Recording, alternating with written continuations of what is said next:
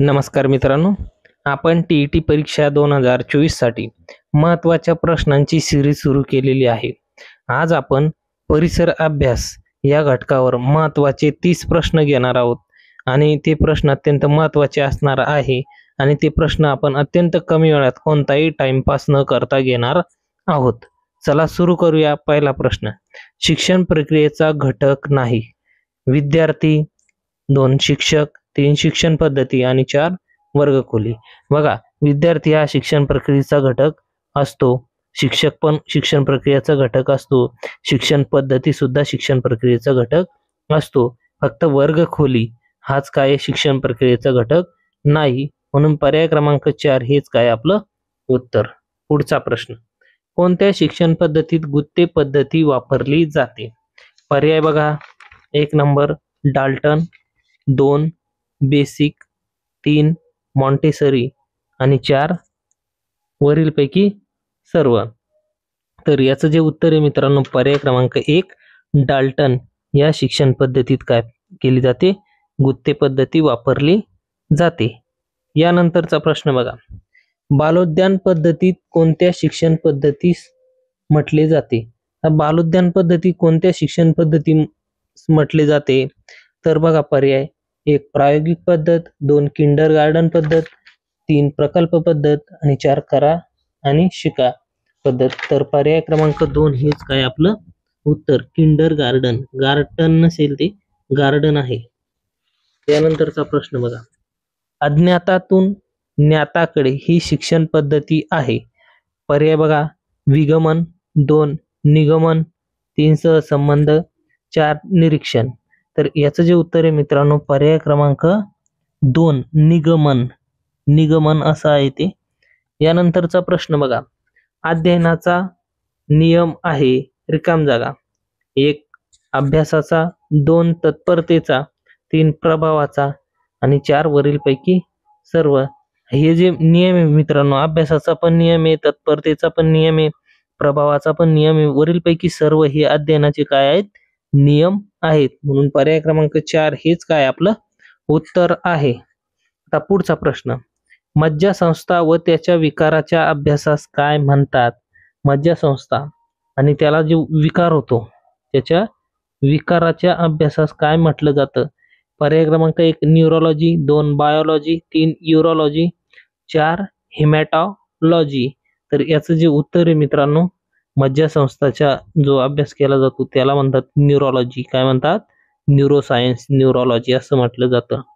पुढचा प्रश्न, अजीवनसत्वाअभावी कोणता रोग होतो? हे तर आपल्याला पाठ पाहिजे मित्रांनो. अजीवनसत्वाअभावी आपल्याला होतो रात आंधळेपणा, ब जीवनसत्वाअभावी होतो बेरी, क जीवनसत्वाअभावी होतो स्कर्वी, ड जीवनसत्वाअभावी होतो मुडदूस. अशा प्रकारचे रोग आपल्याला पाठ असले पाहिजे. यानंतरचा प्रश्न बघा, स्कर्वी आजार कोणत्या जीवनसत्वाअभावी होतो? आत्ताच आपण पाहिलं, स्कर्वी हा आजार कशामुळे होतो? क जीवनसत्वाअभावी. के मुळे नाही, ब मुळे बेरी होतो, अ मुळे रातांधळेपणा होतो, ब मुळे बेरी, ब बे, अ रातांधळेपणा आणि क स्कर्वी. क कोणत्या जीवनसत्वाअभावी वांझपणा येतो? वांझपणा कोणत्या जीवनसत्वाअभावी होतो? अ मुळे येतो का? नाही. क मुळे नाही, ड मुळे पण नाही, ड मुळे काय होतो? मुडदूस हा रोग होतो, अ मुळे रातांधळेपणा, क मुळे स्कर्वी हा रोग आणि ई मुळे होतो वांझपणा. यानंतरचा प्रश्न बघा, पेनिसिलिनचा शोध कोणी लावला? आता पेनिसिलिनचा शोध कोणी लावला? नोबेलनं लावला का? नाही. लुई रुदरफोर्डनं नाही लावला, लुई पाश्चरने नाही लावला, अलेक्झांडर फ्लेमिंगनं पेनिसिलिनचा शोध लावला. यानंतरचा प्रश्न बघा, महाराष्ट्राचा राज्य प्राणी कोणता? राज्य प्राणी कोणता आहे? तर पर्याय क्रमांक 3 मध्ये दिलेला आहे महाराष्ट्राचा राज्य प्राणी, तो आहे शेकरू. कोणता आहे? शेकरू. यानंतरचा प्रश्न, महाराष्ट्रात खालीलपैकी कोणत्या ठिकाणी उपग्रह दळणवळण केंद्र आहे? तर महाराष्ट्रामध्ये उपग्रह दळणवळण केंद्र जे आहे ते आहे आर्वी या ठिकाणी. आर्वी. पर्याय क्रमांक 3 हेच काय आपलं उत्तर. राज्यात कोणत्या जिल्ह्यात तांब्याचे सर्वाधिक साठे आढळतात? बघा विद्यार्थी मित्रांनो, आपल्याला जर धातू विचारले, धातू, तर हे धातू जे आहेत, खनिजे जे आहेत ते पूर्व विदर्भामध्ये जास्त आढळतात. आता पूर्व विदर्भामध्ये नागपूर आणि अहमदनगर, नागपूर आणि चंद्रपूर हे 2 जिल्हे येतात. तर यापैकी चंद्रपूर या ठिकाणी तांब्याचे सर्वाधिक साठे आढळतात. पर्याय क्रमांक 4 हेच काय आपलं उत्तर. पुढचा प्रश्न, महाराष्ट्राचा बराचसा भूभाग कोणत्या खडकापासून बनलेला आहे? तर महाराष्ट्राचा जो भूभाग आहे मित्रांनो, तो कोणत्या खडकापासून बनलेला आहे? तर त्याचं उत्तर आहे पर्याय क्रमांक 1, बेसॉल्ट या खडकापासून काय बनलेला आहे? महाराष्ट्राचा बराचसा भूभाग बनलेला आहे. यानंतरचा प्रश्न, महाराष्ट्रातील पर्यायाने भारतातील सर्वोत्कृष्ट नैसर्गिक बंदर कोणते? तर सर्वोत्कृष्ट नैसर्गिक बंदर कोणतं आहे? मुंबई, 2 रत्नागिरी, 3 नावाशेवा आणि 4 यापैकी नाही. तर जे बंदर आहे नैसर्गिक ते आहे मुंबई. पर्याय क्रमांक 1 हेच काय आपलं उत्तर. यानंतरचा प्रश्न, पूर कालव्यांची संख्या सर्वात अधिक कोणत्या राज्यात आहे? पूर कालव्यांची संख्या जी आहे ती आहे पंजाब या राज्यामध्ये. पर्याय क्रमांक 2 पंजाब. पुढचा प्रश्न, भारताचे प्रमाण रेखावृत्त हे खालीलपैकी कोणत्या शहराच्या जवळून गेले आहे? तर भारतातल्या कोणत्या शहराच्या जवळून गेले आहे रेखावृत्त? तर ते गेलेले आहे पर्याय क्रमांक 4 मध्ये आपलं उत्तर आहे अलाहाबाद. कोणत्या शहरापासून? तर ते गेलेले आहे अलाहाबाद या शहरापासून. भारतात सर्वाधिक साक्षर असलेले राज्य, हे डोळे झाकून आपल्याला उत्तर आलं पाहिजे. तर जे भारतात सर्वाधिक साक्षर राज्य आहे ते आहे केरळ. यानंतरचा प्रश्न, जगाच्या एकूण भूभागापैकी किती टक्के क्षेत्र भारताने व्यापले आहे?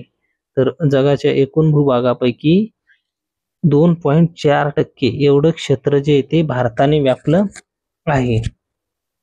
चला पुढे.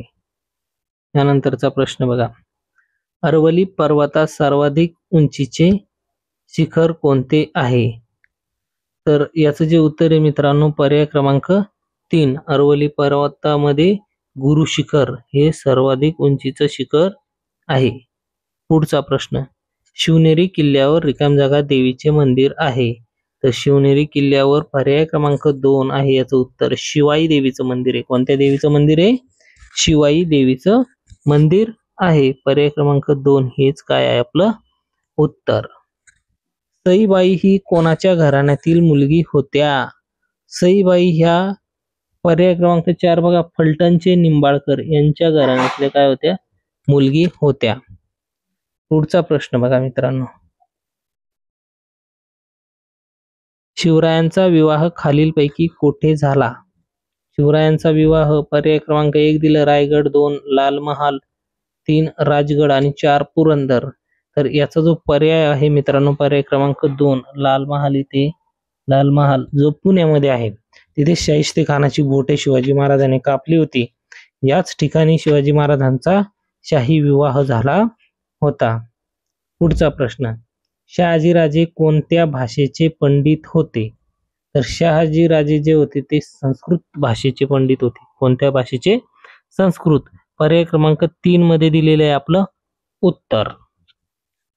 पुढचा प्रश्न, कोंढाण्याचे सुभेदार खालीलपैकी कोण होते? तर कोंढाणा या किल्ल्याचे जे सुभेदार होते ते होते दादोजी कोंडदेव. पर्याय क्रमांक 2 आहे आपलं उत्तर. यानंतरचा प्रश्न बघा, वस्तूच्या देवाणघेवाणीला रिकाम जागा म्हणतात. मालमत्ता, व्यापार, 3 उत्पादन. तर याचं उत्तर होतं व्यापार. वस्तूच्या देवाणघेवाणी व्हायच्या पुराण काळामध्ये, तोच काय असायचा? व्यापार असायचा. पुढचा प्रश्न बघा, माणसाला रिकाम जागा आईसारखी वाटू लागली. बघा त्यावेळेस माणसाचा जो उदरनिर्वाह होता तो जमिनीतून होत होता. त्याच्यातून पीक काढून माणसाचं पोट भरत असे. तेव्हा माणसाला जमीन जी ती आईसारखी वाटत होती. म्हणून पर्याय क्रमांक 2 हेच काय आपलं उत्तर जमीन. यानंतरचा प्रश्न बघा, माणसाला प्रथम रिकाम जागा हा धातू सापडला.